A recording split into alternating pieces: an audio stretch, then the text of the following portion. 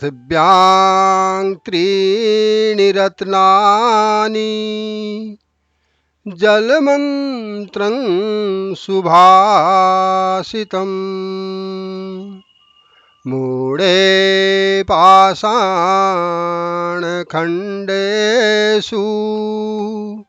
रत्नसंज्ञा विधीयते।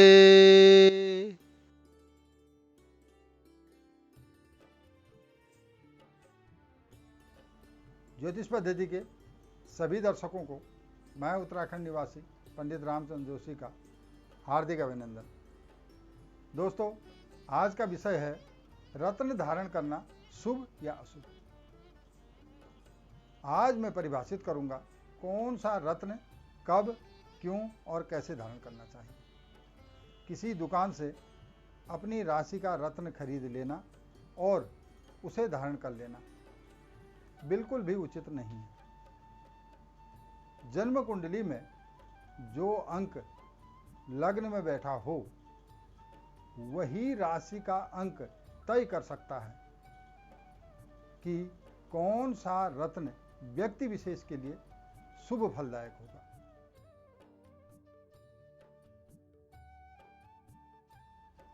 रत्न के लिए शुभ है लग्न में बैठा हुआ अंक। केवल राशि के आधार पर रत्न धारण कर लेना कतई भी ठीक नहीं है। इसका मतलब क्या है, यदि राशि अंक मान लेते हैं 2 के अंक में चंद्रमा बैठे हैं, वृषभ लग्न हो गया और उसी में चंद्रमा बैठे हुए हैं, तो वो राशि हो गई। उस राशि के हिसाब से, उस राशि अंक से आपको रत्न पहनना बिल्कुल भी ठीक शुभ नहीं है। अब कोई कहेगा या कोई कहता है कि मैंने अपनी राशि का रत्न पहना और मुझे ठीक फल दे रहा है। वो कुछ समय के लिए फल दे सकता है, हो सकता है उस समय उसकी स्थिति ठीक हो, वो शुभ स्थिति में हो, परंतु वो आजीवन के लिए शुभ नहीं हो सकता है। यदि आप लग्न के हिसाब से, लग्न में बैठे हुए अंक से शुभ अशुभ कारक और मारक ग्रह की दृष्टि से, जो कारक ग्रह है उसके हिसाब से यदि आप रत्न पहनते हैं तो वो सर्वथा कारक है, वो सर्वथा शुभ है, वो आजीवन के लिए शुभ है। आज मैं वही चीज आपके प्रत्यक्ष आपके समक्ष रखूंगा कि एक राशि का व्यक्ति विशेष 3 रत्न शुभ, तीनों रत्न शुभ आपके सामने प्रदर्शित करूंगा। 3 ग्रह और 3 रत्न, देखते हैं किस तरह से वो अपना फल दिखाते हैं प्रत्येक लग्न के साथ।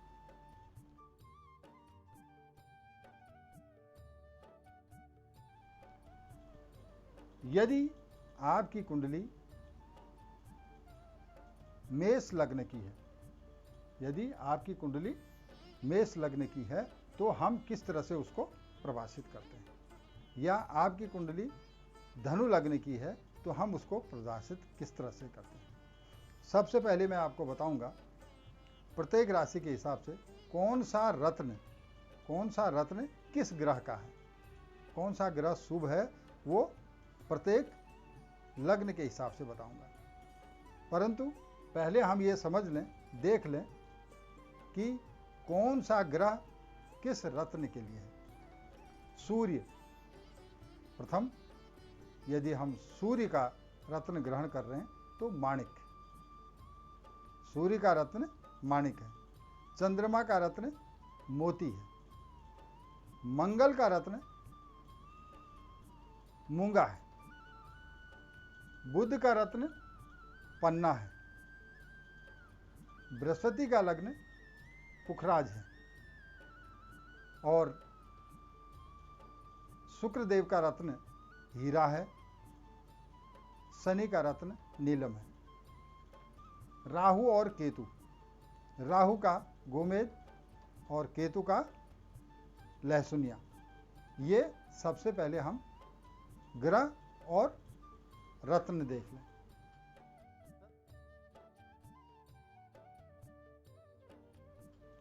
तत्पश्चात हम देखते हैं मेष लग्न की। यदि आपके लग्न में 1 का अंक है तो आपकी कुंडली मेष लग्न की है। 1 का मतलब मंगल देव। मेष राशि के जो स्वामी हैं वो मंगल देव हैं। मंगल देव का सर्वथा शुभ होगा। मैंने बताया, अभी आपको मैंने इस चीज़ को स्पष्ट किया कि जो भी लग्न तय करता है वो 3 ग्रह और 3 शुभ रत्न जो सर्वथा सुखी हैं, सर्वथा शुभी हैं, हमेशा आपको शुभ हैं, आजीवन के लिए शुभ हैं, वो रत्न मैं आपको बताऊंगा। वो रत्न आप अपना देख सकते हैं, नोट कर सकते हैं, अपने पास नोट करके रखें या अपने दिमाग में उस चीज़ को रखें कि मेरे लिए सर्वथा 3 ग्रह शुभ हैं। कौन कौन से 3 ग्रह कारक हैं और शुभ हैं? मेष लग्न की है तो मंगल, सूर्य और बृहस्पति। मंगल, सूर्य और बृहस्पति, ये 3 ग्रह आपके सर्वथा कारक ग्रह हैं। मंगल देव का रत्न आप इसमें से 3 रत्नों में से कोई भी एक रत्न पहन सकते हैं, या 2 शुभ हैं तो 2, और तीनों शुभ अगर हैं, आप तीनों पहनना चाहते हैं तो भी पहन सकते हैं। उनके लिए मापदंड मैं अभी बताता हूं, इसके लिए मापदंड क्या है। अब मंगल का कौन सा रत्न हम पहन रहे हैं? मेष राशि वाले मंगल का रत्न यदि पहनते हैं तो मूंगा, और सूर्य का रत्न मैंने अभी बताया माणिक, और बृहस्पति का रत्न पुखराज। तीनों ग्रह और तीनों रत्न मेष लग्न वालों के लिए शुभ हैं। इनके लिए मापदंड क्या है? ये सरल भाषा में अगर आप देखते हैं इनको, ये 6, 8, 12 में नहीं होने चाहिए। ये सरलता से, सूक्ष्म दृष्टि की जरूरत नहीं है इसमें, सरलता से आप समझ सकते हैं कि ये 6, 8, 12 घर में, मैं कई बार बता चुका हूं इनको, तो 6, 8, 12 घर में ये नहीं होने चाहिए। वहां पर ये अशुभ फल देंगे। तब वो देखेंगे कि कारक ग्रह भी अशुभ फल दे रहे हैं।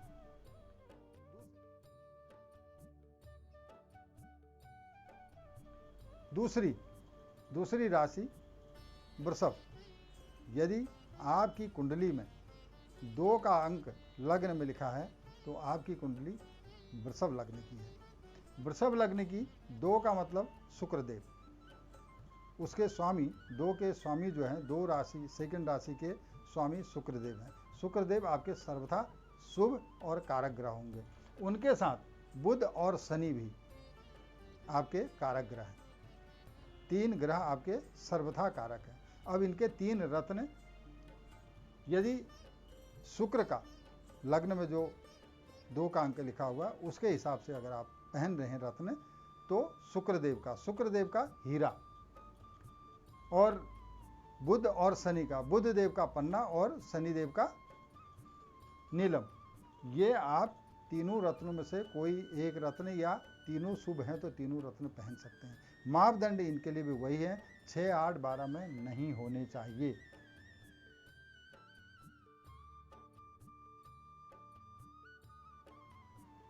अगला है तीसरी राशि, मिथुन राशि। मिथुन राशि के हिसाब से यदि आपकी कुंडली में 3 का अंक लग्न में लिखा हुआ है तो आपकी मिथुन लग्न की कुंडली है।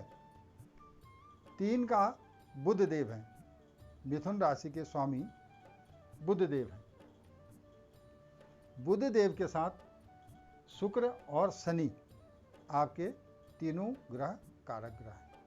यह कारक ग्रहों के तीनों रत्न आपके लिए शुभ होंगे। बुध देव का पन्ना, शुक्रदेव का हीरा और शनिदेव का नीलम आपके लिए शुभ रत्न होंगे। बस मापदंड इनके लिए भी वही है कि आप 6, 8, 12 में ये ना हों।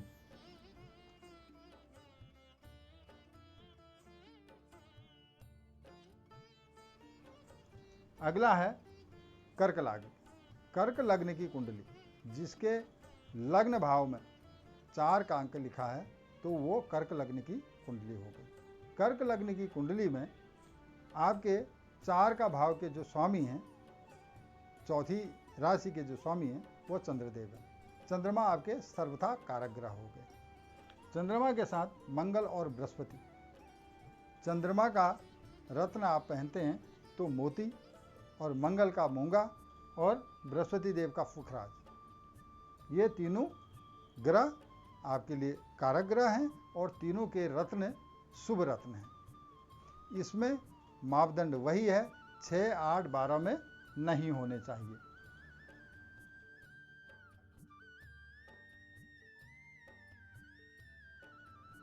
अगली राशि है सिंह। यदि आपकी कुंडली 5वां अंक आपकी लग्न में लिखा हुआ है तो कुंडली सिंह लग्न की हो गई। उसके स्वामी 5 के स्वामी, 5वीं राशि के स्वामी सिंह राशि के सूर्यदेव हैं। सूर्यदेव आपके सर्वथा कारक ग्रह हो गए। उनके साथ बृहस्पति और मंगलदेव आपके सर्वथा कारक ग्रह हो गए। अब सूर्यदेव का रत्न माणिक, माणिक आप हमेशा पहन सकते हैं, देखना वही होगा शुभ दृष्टि में। बाकी तीनों ग्रह आपके बृहस्पति मंगल, सूर्य बृहस्पति बगल, माणिक, पुखराज और मूंगा, तीनों रत्न आपके लिए शुभ रत्न हैं। मापदंड में 6, 8, 12 में ये नहीं होने चाहिए।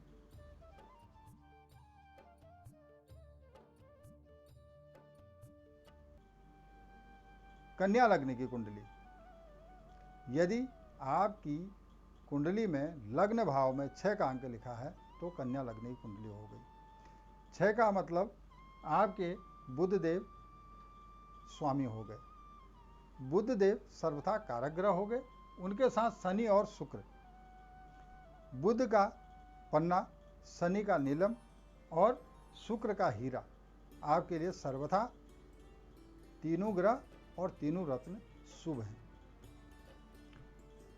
मापदंड वो 6, 8, 12 में नहीं होने चाहिए।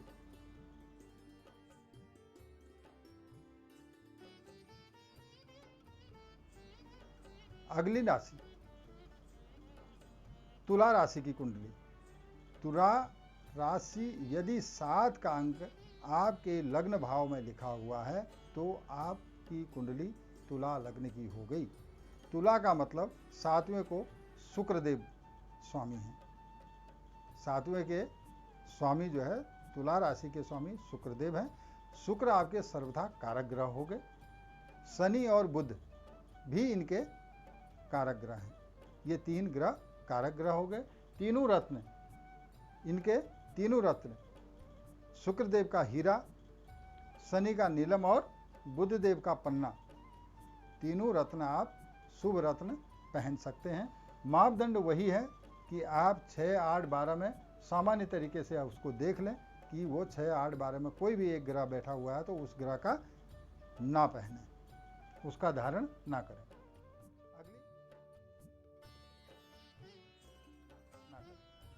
अगली वृश्चिक लग्न की कुंडली। वृश्चिक लग्न की यदि आपके लग्न भाव में 8 का अंक लिखा हुआ है तो आपकी कुंडली वृश्चिक लग्न की कुंडली हो गई। वृश्चिक का मतलब मंगल देव, 8वें के स्वामी मंगल देव है और मंगल देव का सर्वथा कारक ग्रह है। उनका रत्न भी आपके लिए शुभ फलदायक होगा।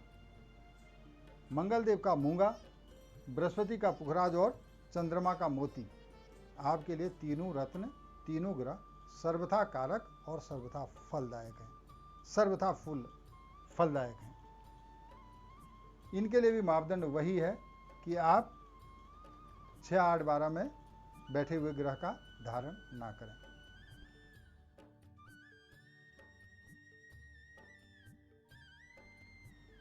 धनु लग्न की कुंडली।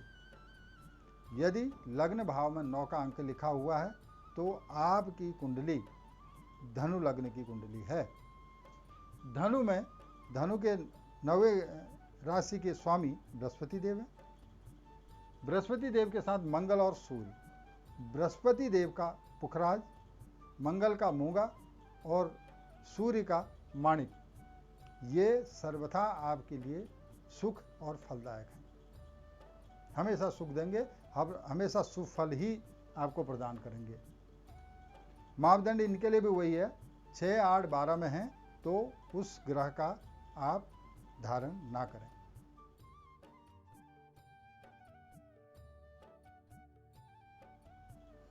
अगला है मकर। मकर लग्न की यदि आपकी कुंडली है, लग्न भाव में 10 का अंक लिखा हुआ, तो आपकी कुंडली मकर लग्न की है।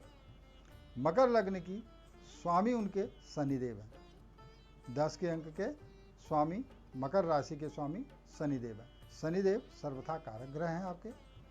उनके साथ शुक्र और बुध भी आपके कारक ग्रह हैं। शुक्र और बुध भी कारक ग्रह हैं। वो शनि का नीलम, शुक्र का हीरा और बुध का पन्ना, तीनों शुभ रत्न हैं और शुभ ग्रह हैं।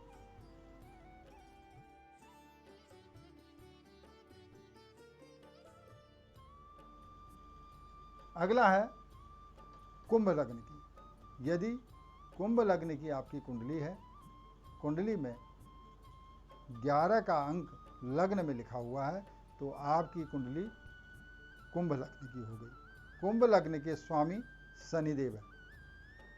शनिदेव आपके सर्वथा कारक ग्रह हैं।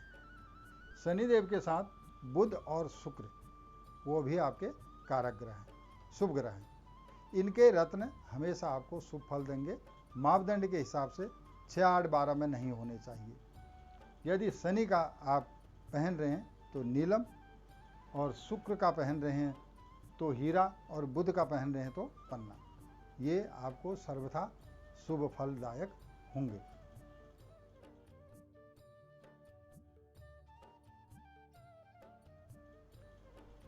अगला है मीन लग्न की। यदि आपके लग्न भाव में 12वां अंक लिखा हुआ, 12 का अंक लिखा हुआ है, तो आपकी मीन लग्न की कुंडली हो गई। मीन राशि के स्वामी भी बृहस्पति देव हैं। तो बृहस्पति देव का पुखराज हमेशा ही आपके लिए शुभ फलदायक है। उनके साथ चंद्रमा और मंगल भी आपके लिए 3 ग्रह और 3 रत्न हमेशा सर्वथा आजीवन के लिए शुभ और कारक ग्रह हैं। चंद्रमा का मोती और मंगल का मूंगा भी आपके लिए शुभ फलदायक होगा। मापदंड याद रखें, 6, 8, 12 में यदि कोई इनमें से ग्रह बैठा हो तो उस ग्रह का रत्न धारण ना करें।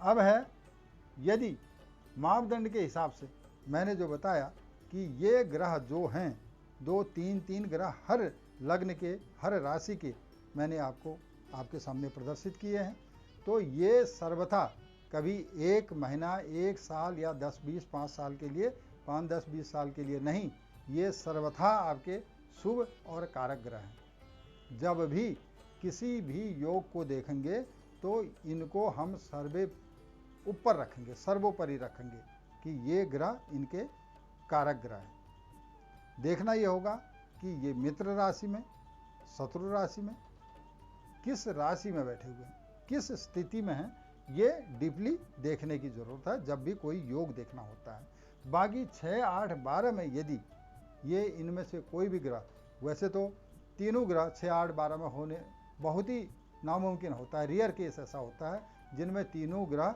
6, 8, 12 में बैठे हैं। अन्यथा एक ग्रह बैठा हो सकता है, 2 हो सकते हैं 6, 8, 12 में। एक भी ग्रह अगर शुभ स्थिति में है तो उस रत्न को, उस ग्रह के रत्न को आप आजीवन पहन सकते हैं। वो कभी भी अशुभ फल आपको नहीं देगा, सर्वथा शुभ फल ही देगा। अशुभ रत्न, अभी मैं आपको ये बताऊं कि अशुभ रत्न कहने का मतलब यह, अशुभ ग्रह, जो ग्रह अशुभ है उसका यदि आप रत्न धारण करते हैं, कोई ये सोचता है कि अशुभ ग्रह का हमने रत्न धारण करेंगे वो शुभ हो जाएगा, वो कतई और कभी भी नहीं होगा। वो अशुभ रत्न अशुभ ही फल देगा। अगर वह ग्रह अशुभ दृष्टि में, अशुभ घर में, पाप ग्रहों से ग्रस्त है तो वो कभी भी फलदायक नहीं हो सकता है, वह अशुभ ही फल आपको प्रदान करेगा। इसलिए कोई भी इस तरह का ग्रह कहीं ऐसी जगह पर बैठा हो अशुभ फल देने वाला, उसका धारण ना करें। अगला, यदि ग्रहण है, सूर्य के साथ राहु केतु की युक्ति है तो उसको ग्रहण कहते हैं। तो वो ग्रहण, यदि ग्रहण योग बन रहा है तो उसका भी आप रत्न कभी भी ना पहने। कुंडली में यदि ग्रहण योग है तो वो भी ना पहने। अंगारक योग है जो मंगल के साथ होता है, मंगल के साथ अंगारक योग बना हुआ है, वो भी आप ना पहने। श्रापित योग है वो भी ना पहने, और चंडाल योग है वो भी ना पहने। ये योग अगर कुंडली में है तो उस योग पर, उस ग्रह का, अगर सूर्य का हम पहन रहे हैं, कारक ग्रह है, और उसके साथ अगर वह ग्रहण योग बना हुआ है कुंडली में, तो कभी भी आजीवन आप माणिक को ना पहने। उसी तरह से मंगल, उसी का उदाहरण मैं अगला दे रहा हूं कि मंगल यदि अंगारक योग बना रहे हैं कुंडली में तो आप आजीवन मंगल का मूंगा कभी ना पहने। इस तरह से मैंने आपको सारे के सारे 12 राशियों के रत्न और 12 राशियों के कारक ग्रह, जो सर्वथा आपको याद रखकर आप आजीवन उसको याद रख सकते हैं कि आपका कारक ग्रह कौन है, वह भी मैंने आपको बताया। इस तरह से आप शुभ रत्न हमेशा जो फलदायक ग्रह हैं, शुभ ग्रह हैं, उनका पहन सकते हैं। दोस्तों, वीडियो को लाइक करें, सब्सक्राइब करें, बेल आइकॉन को ऑन कर दें ताकि वीडियो के माध्यम से सभी दर्शकों को तीज, त्यौहार, व्रत, शुभ तिथियां और कुंडली एवं ज्योतिष संबंधी जानकारी समय समय पर मिलती रहे। अपने दोस्तों मित्रों में शेयर करें ताकि उन्हें भी इस प्रकार की जानकारी हो सके। वीडियो पूरा देखें और कमेंट करें। कोई भी प्रश्न या जानकारी चाहिए तो कमेंट या मेल के माध्यम से दे सकते हैं। दोस्तों, आज के लिए इतना ही। मिलते हैं ज्योतिष पद्धति की अगली श्रृंखला में। नमस्कार।